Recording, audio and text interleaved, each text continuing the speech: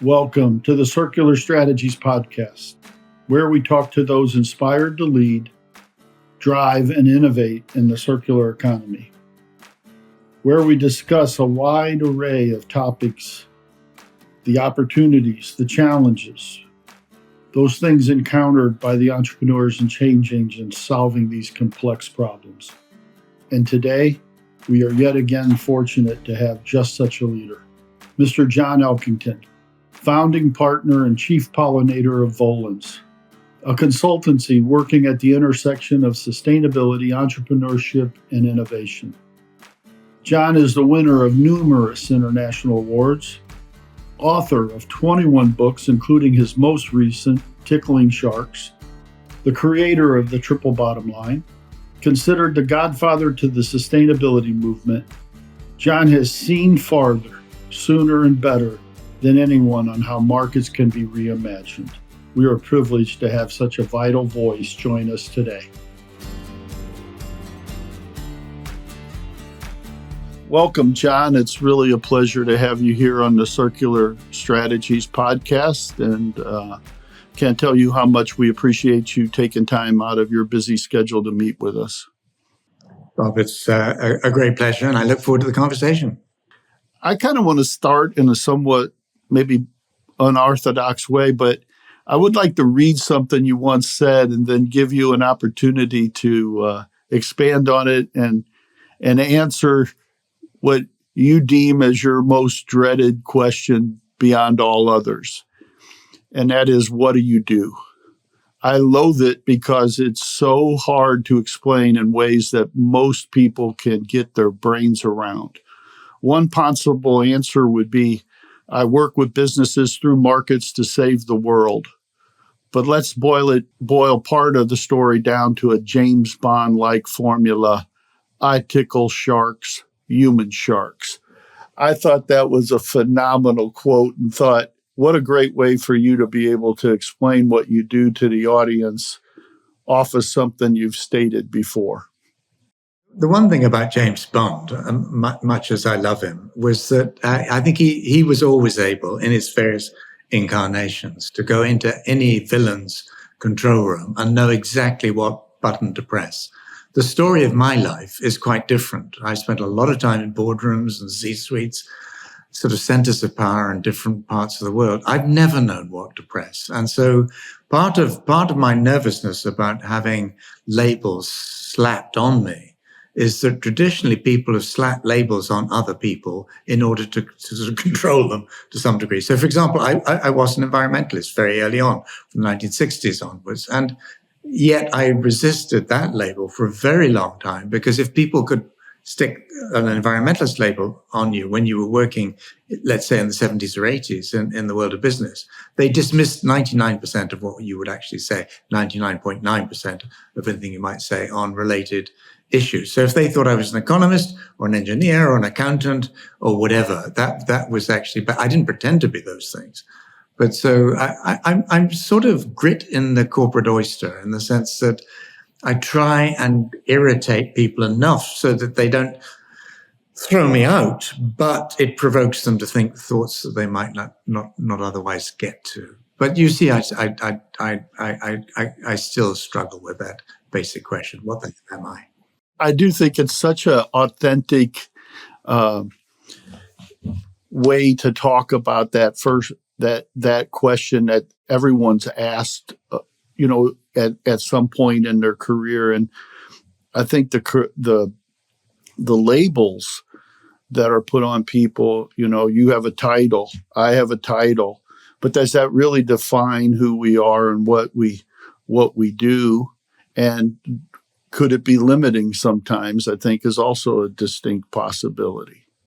Well, it's interesting. I mean, my current title is Chief Pollinator, which gives me sort of license to do pretty much anything I like to do. But yeah, I'm sure we all struggle with labels to some degree. But in headlines, in essence, I suppose what I've done, and it was encapsulated in what you said earlier on, Bob, is that I've worked with business through markets to get senior leaders and top teams to pay a lot more attention than they would be comfortable in paying to issues like climate change, to biodiversity, to human rights, to anti-bribery and corruption, these sorts of things. So at some stage, there'll be a simple label that people can slap on it, and it'll be neutral, but we haven't got there yet.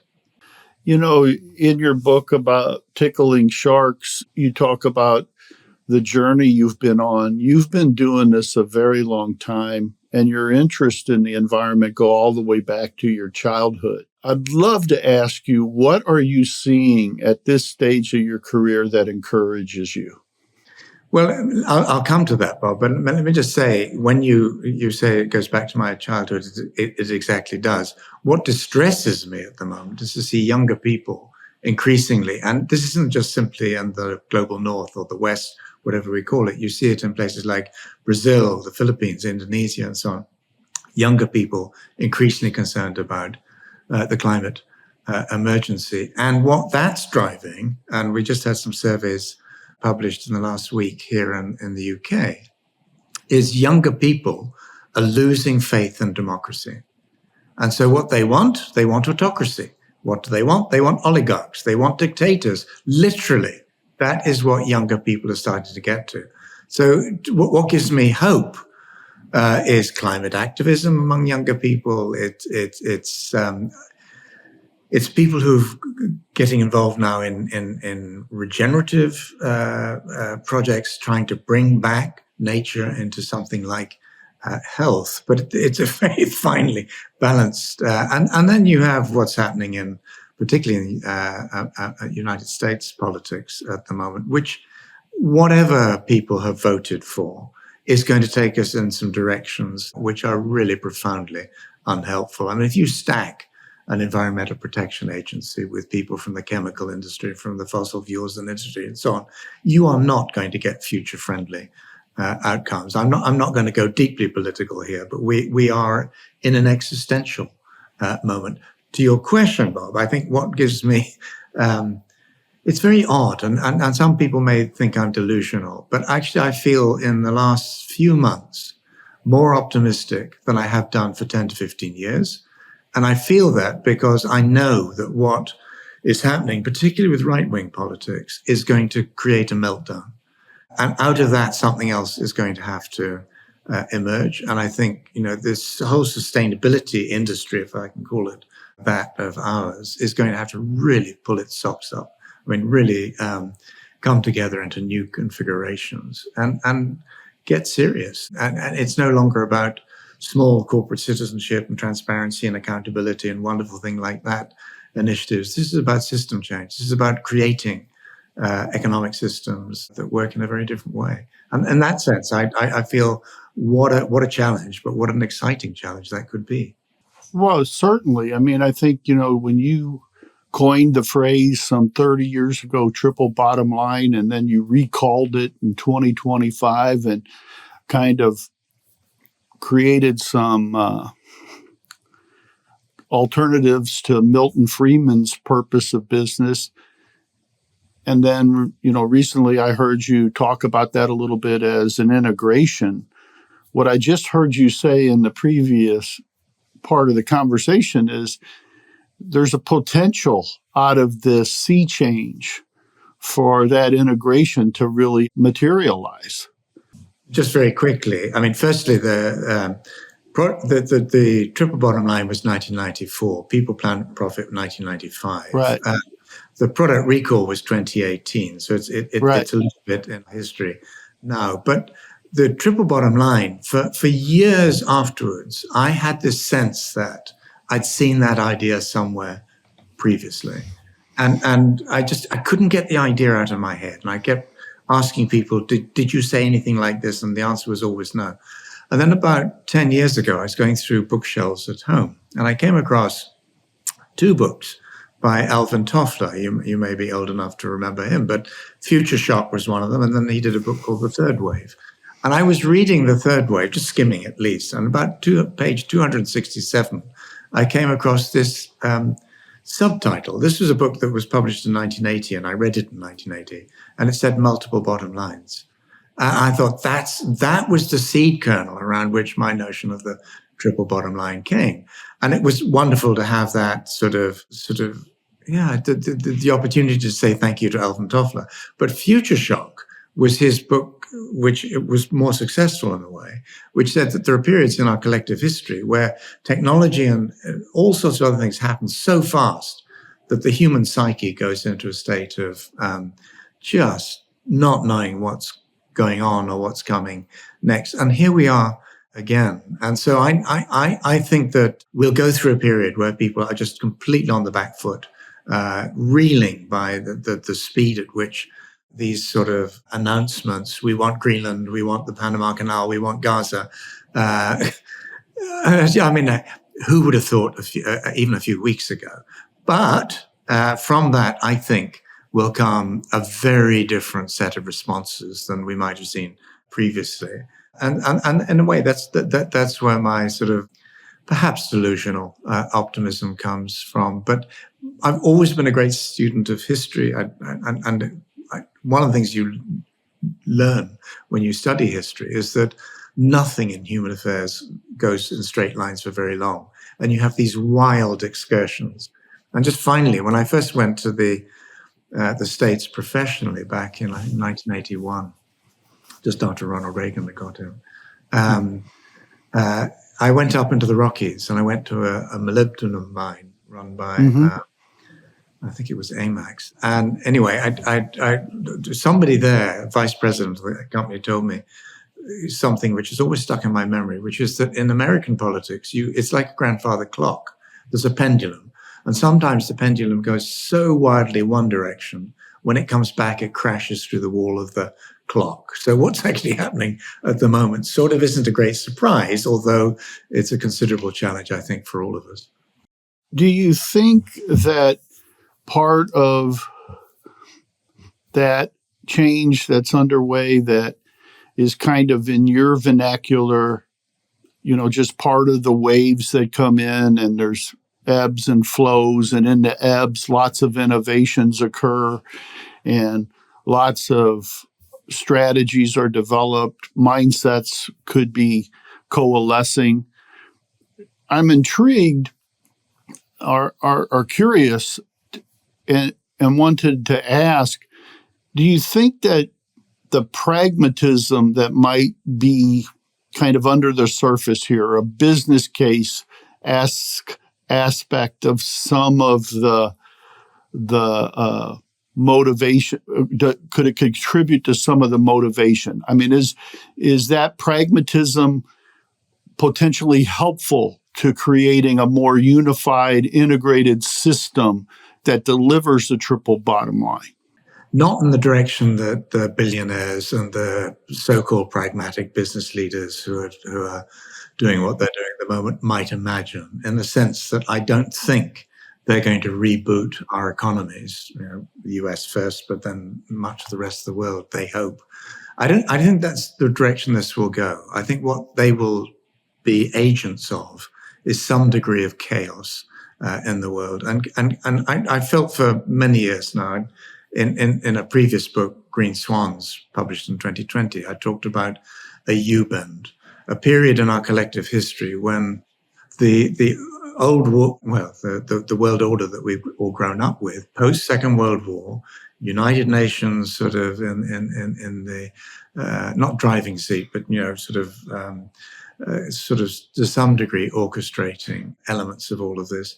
That was fading, and in fact, I felt that it was going to unwind very, very rapidly. And I think that's what we're currently seeing. I think we're only part way into that process. I think it's going to accelerate. If you look back at these periods in our collective history, what very often happens, actually happens every time, is that there is a major war at the more or less at the bottom of the U-bend. And so when I've been talking about this for a while with younger colleagues, and so when the Ukrainian conflict or Putin's invasion of Ukraine kicked off, younger colleagues said, "Well, there's your war," and I said, "No, that's like the Spanish Civil War ahead of the Second World War. It doesn't mean that we're headed into a third World War that's going to be exactly the same, But when I hear chief sustainability officers, people like this, talking about their expectations of the future, I'm thinking at some level, you don't really understand what is actually coming at us, the nature and scale of it, and what's going to be required in order to build the new world order that we're going to need. And one of the reasons I think that we're headed into this extremely difficult period of deglobalization, apart from anything else, is that China has very successfully gamed the globalization process and the World Trade Organization and all the rest of it. Now, do I blame them for that? No. Do I blame them for intellectual property piracy? No, because the United States did that to Britain and France and Germany back during its rise. Every rising power does the same. But again, due to your earlier point about pragmatism, I think people are in their bones aware that this is not a fair or equitable system that we're part of. It never has been in some ways. But it's even less fair than it was because we're suddenly aware that climate change and all of these very big natural resource related crises are really, really coming home to roost. When I talk about this, some people really basically, I think, conclude that I'm an Old Testament prophet, ashes and renting my clothes and all the rest of it. But I think that is where we currently find ourselves. And I think my optimism, such that it is based on the conclusion that we couldn't take the old order that we were trying to change with incremental solutions to the point where it would actually properly address the economic, the social, the environmental, the political challenges that we now face. There needs to be some sort of meltdown. And now we're getting the meltdown. And the question is, who's going to lead us into that new space? And the answer is very likely people we've never heard of, for good and ill. Gotcha. You talked about several gray swans, and you might want to explain your concept of gray swans that are also kind of in this down or this ebb that I think you referred to a couple. Are there any others you'd like to share? Well, the original idea of the black swan, as you will know, came from Nassim Nicholas Taleb. And by that, he meant things that sort of come completely out of the blue, that take us completely by surprise. And then thirdly, which after they've hit, it might be COVID-19 or whatever, we sit down and try and analyze what happened, and we get it wrong. So we set ourselves up to fail again. The notion of green swans was a subset of black swans. So these are solutions which address, for example, the UN has its Sustainable Development Goals, like them, love them, or loathe them. I mean, they exist, and there are 17 different areas where we sort of, as a species, now know that we have to come up with solutions. And green swans, things, for example, like solar, wind, batteries, electric vehicles, to some degree subsets, applications of AI. There are all sorts of things that are largely digitally driven or informed, which are going on these exponential trajectories. And so in the book Green Swans, I was actually looking for examples. Another one would be education. One of the most important, if not the most important investment that any society makes is in education, not simply of young people. I mean, at the moment, we're thinking, we've got to educate these young folk. We've got to re-educate older folk. I mean, I'm 75. I look at my generation, the baby boomers, and I'm thinking, my God, they need re-education. Has a loaded sense because it goes to the aftermath of the Vietnam War. It goes to Mao and the Cultural Revolution and so on. But nonetheless, there is a set of assumptions that older generations are taking for granted that, they did their bit. They were environmentalists. They didn't, and they weren't. And now they can retire and live off their wealth until they drop off their perch. I actually think that they've got to wake up to their collective responsibility for what's now happening and start to think about how do they become more politically active, firstly. Most of them become more conservative, small c, as they become older. But how can they mobilize their influence, their networks, their wealth in order to support younger people in doing the things that younger people now increasingly are going to have to do, whether they like it or not? So, yeah, I mean, I think this is not just simply a technological challenge, although that's key. It's not just an economic challenge or a political one even.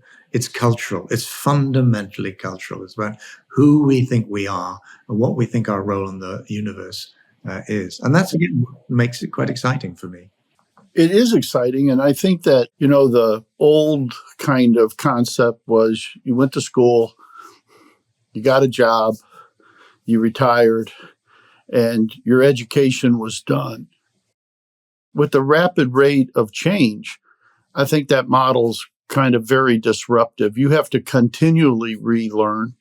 And is that kind of what you're referring to as one of the potential green swans? It is, Bob. And I give you an example. I mean, both my parents got to their late 90s. He was 98, 99 when he died. My mother was 97. And they both voted for Brexit. And they did it on the shallowest. I mean, my father was a Battle of Britain pilot. He fought through the war. He thought he'd fought for a country that was, in his eyes, disappearing. It was becoming much more diverse and so on. So I understand. But one of the questions I'm beginning to ask is whether we should stop people voting beyond a certain age. That might be 75. It might be 80. It's like driving. Do you allow people to drive at growing risk to other people on the road? And this is going to sound anti-democratic, but we're coming to a point in the evolution of our democracies where the old people, because they're becoming collectively more conservative, will try and slow things down. They will invest their pensions where they have the capacity to do that in safe bets, in fossil fuels, for example, rather than the Teslas of the future. So there's something in my brain which is beginning to think, we may actually start to have to do some things here which are deeply unpalatable to people who've been brought up in the old forms of democracy, unless we can get enough older people to come up these learning curves and start to play an active and more positive role. And if they do, that would certainly be a very powerful green swan. Is there a demographic kind of dynamic there that is not necessarily perpetual, but just you have the 4 million people retiring in the U.S. every year, 4,000 a day turning 65, and then you got the millennials kind of coming in behind them. Is that just a demographic window, or do you think that's a future reality as well?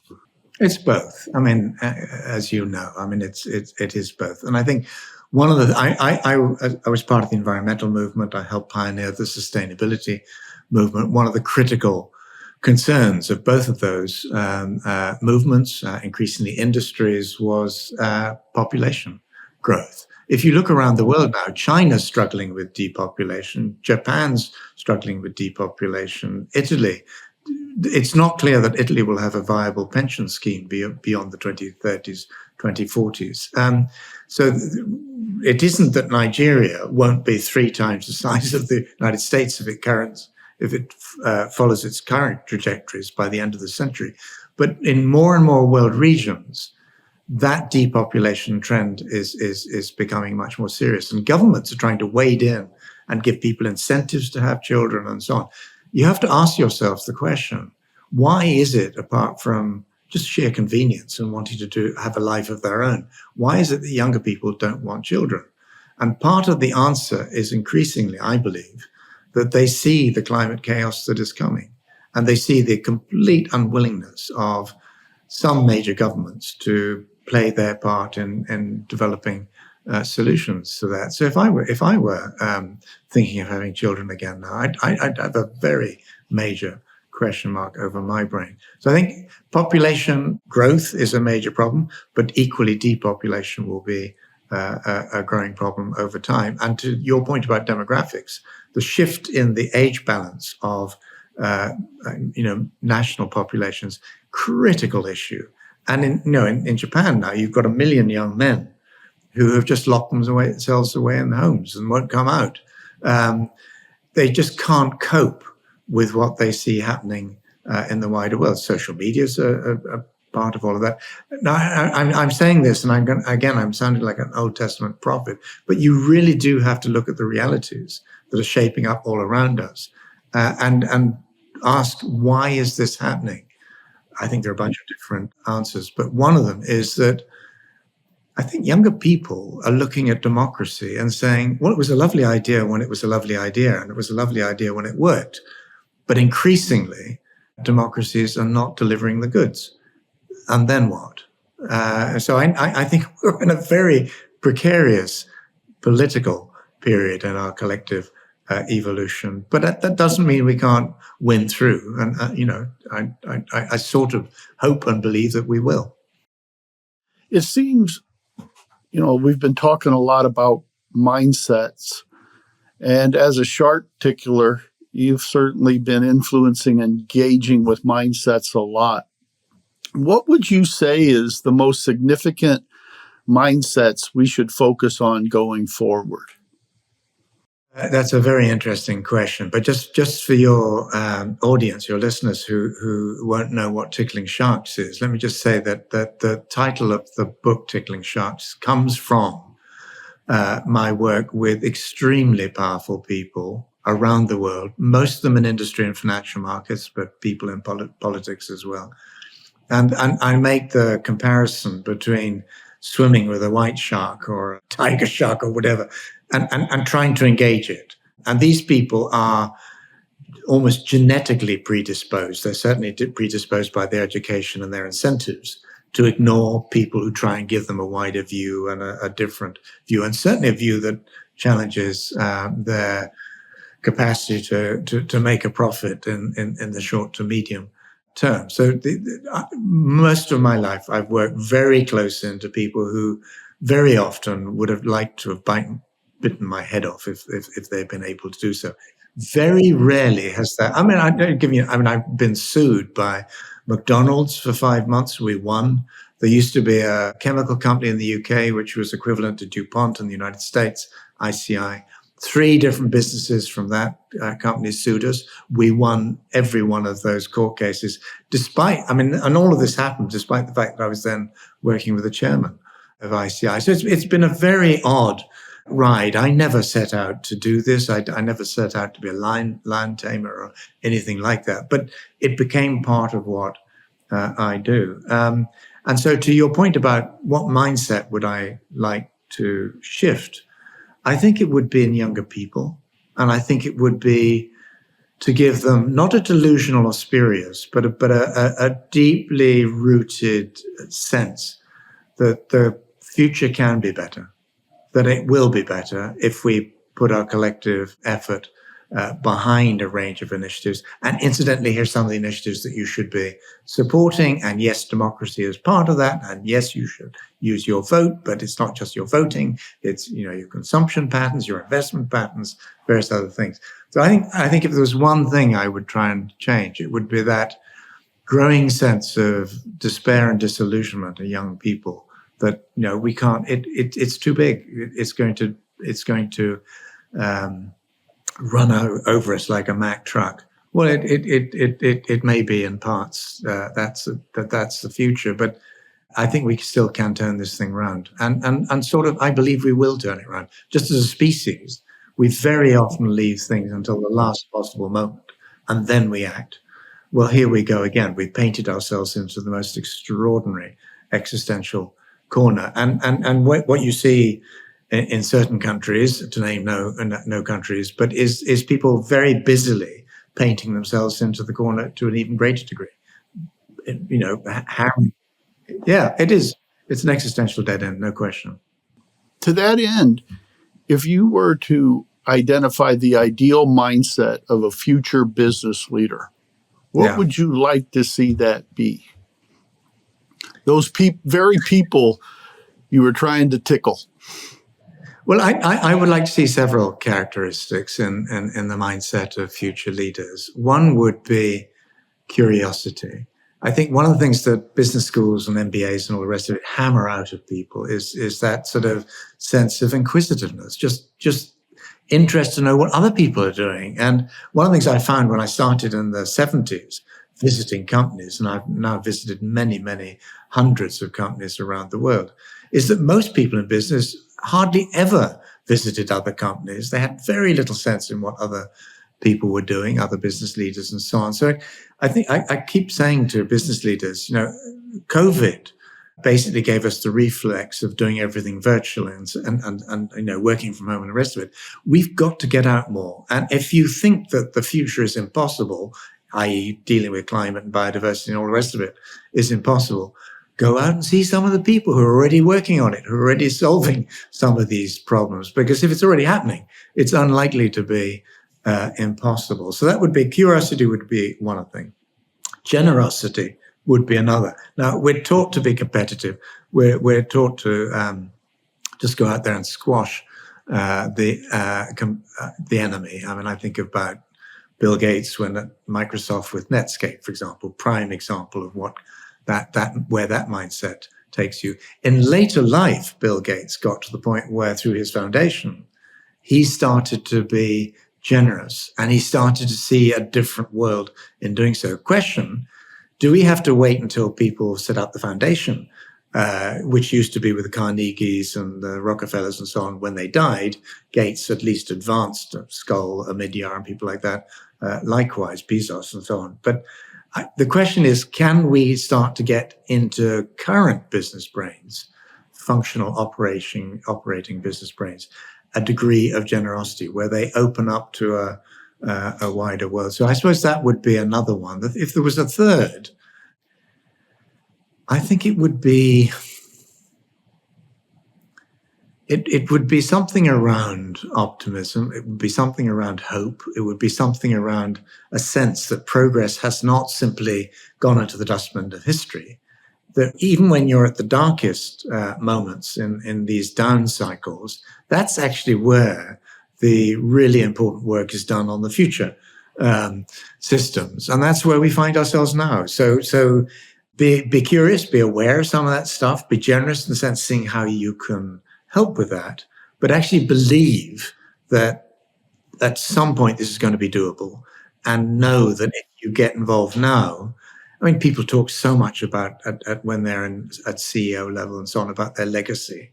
But what they typically mean is, nice little projects that will reflect well on them. Well, all very well, but this is about changing the system, and it's doable. It has to be done. Question is, who's going to play what role in all of that? I suppose those would be three characteristics. I could think of endless others, but those are the three that immediately come to mind. What would you add to that list? I think while I was listening to you, what I was contemplating is, where does purpose fit in? I think it overarches, yeah. Yeah, that's where I was too. It was like, is there something that encapsulates that? I do think curiosity, generosity, those things really link with the triple bottom line. And you see certain things like conscious leadership, stakeholder capitalism with Freeman out of Darden, things like that emerging. And it's being embraced at different levels, people-centric leadership. So I think there's a swell of it taking place. It's just not fitting together. So there's some kind of integration to add to the optimism, some kind of teamwork portion of it that has to drive it. And that's what I would add. Yeah. One other characteristic, which is not so much aimed at business leaders, but people in the sustainability space. I spent 50 years now working with individual businesses and their boards and their brands and their supply chains and their business models, all the rest of it. What I've started to argue recently, and it's taken me too long to get to it, is the idea that all those companies are a bit like iron filings. And most of us will remember at school in physics projects, we'd put a magnet underneath, say, blotting paper, and watch the patterns influence the iron filings. And we've got to focus on markets, and if we're going to, because they have such a powerful influence on, the leadership of major businesses and others, and then work out what is it that we're going to have to collectively do in order to shape the markets of the future, such they deliver the corporate outcomes and so on that we will need. Unfortunately, for certain people who are ideologically opposed to government and government policy and all the rest of it, it does require government policy and sustained over a period of time, because business needs the confidence to invest over longer periods of time. So there's something in that space which I'd say was quite important as well. My last few questions kind of lead us into that very concept, and that is, you said that the 2020s will be a decade of unprecedented change. You've also, we've talked about the journey being in waves, and we're somewhere between the 6th and the 7th wave.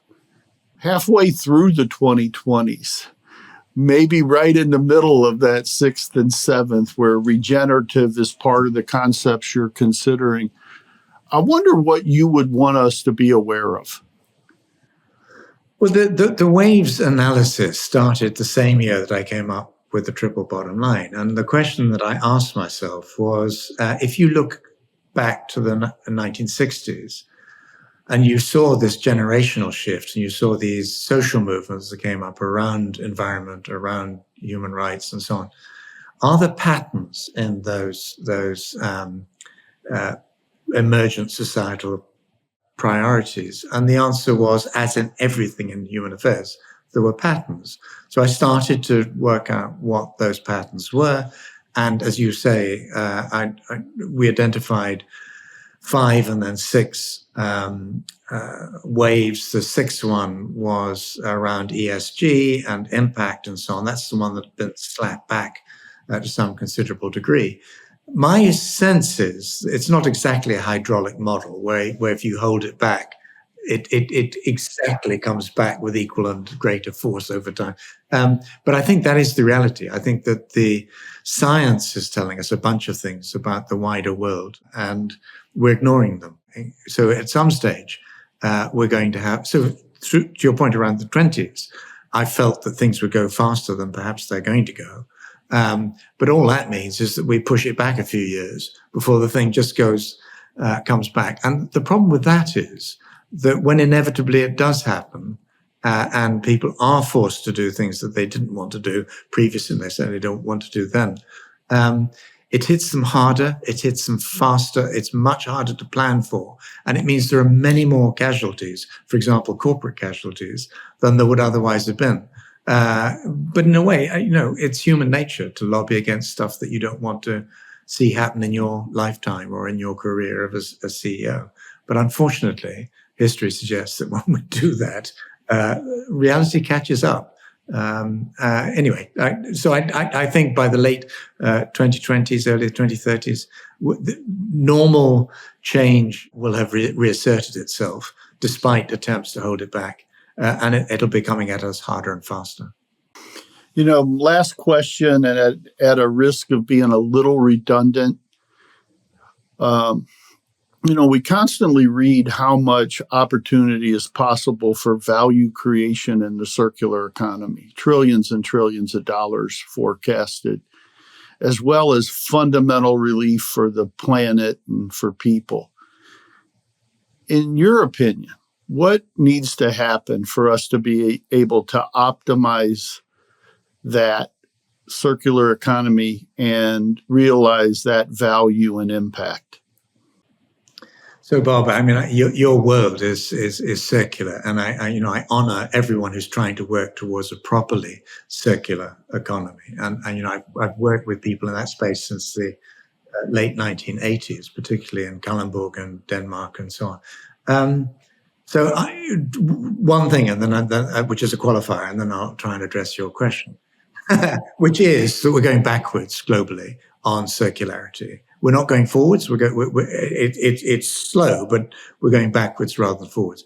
The answer, I think, is going to have to be, unfortunately, sustained political and policy commitment over decades. Without that, circularity will bounce this way and that with changing governments and so on. Technology will help, but as we've seen with the internet and everything that's come with it, there are these huge, great bonfires in West Africa, Nigeria, places like that, where people are just burning, the chips and so on, the guts of IT products to reclaim sort of rare earth minerals. And so I love the idea of circularity. It is absolutely intrinsic to any sensible formulation of sustainability. So we have to get there. But I think on the current performance, looking around the world, we're not making remotely enough progress to be able to say to our children or grandchildren, we tried and we succeeded. So, I mean, all celebration of what you've been doing and your colleagues. But unfortunately, I think we need partly the policy and political and policy environment to change. We also need financial mindsets to begin to change. And it's possible to see elements of that. But at the moment, with many of the big banks and others coming out of climate initiatives, we're going backwards before we go forwards. But I just again, circularity ought to be our number one consideration. It isn't properly that. It seems like a very similar problem that to the triple bottom line in your recall. If I recall correctly, you talked about what it really is not one idea, it's an integrated idea. And circular seems to me to have the same kind of challenge. The ecosystem requires a solid combination of public, private, and academic working in unison to facilitate the circular. And there's certainly a lot of mindsets to change. Engineers need to think different. Developers need to think different for it to be achieved. And that makes it a pretty steep hill, for sure. It does. And I think, again, if I were adding characteristics, that short list I gave earlier on, another one would be the ability to think systemically. And most of us are not gifted with that. Our education doesn't give us that. The reason I recalled the triple bottom line in 2018 was simply I saw too many people claiming to be operating in the spirit of the triple bottom line, people, planet, profit, all the rest of it, but actually trading off, doing things under a couple of silos and then saying shame about the third one. The whole idea was always about integration. And some people saw that product recall as the end of the story. I'd worked with Ford, I'd worked with Toyota, I'd worked with Volvo. I know what a product recall is, which is you have a perfectly good product. Some aspect is not functioning as it should. You pull it back, you fix the problem, you put it back on the road. That's what we did with the triple bottom line. So I think it's still utterly viable. I think it's probably increasingly important. And it has to be considered with circularity and all of these other critical concepts. Maybe AI will help us do that. Maybe it'll help us synthesize and integrate some of these things in a way that we're currently struggling to do. But good luck to us all. And Bob, thanks so much for the work that you've done over the years. Well, thank you. It is such a privilege to have you join us today, and I can't thank you enough. Thank you very much. Thanks, Bob.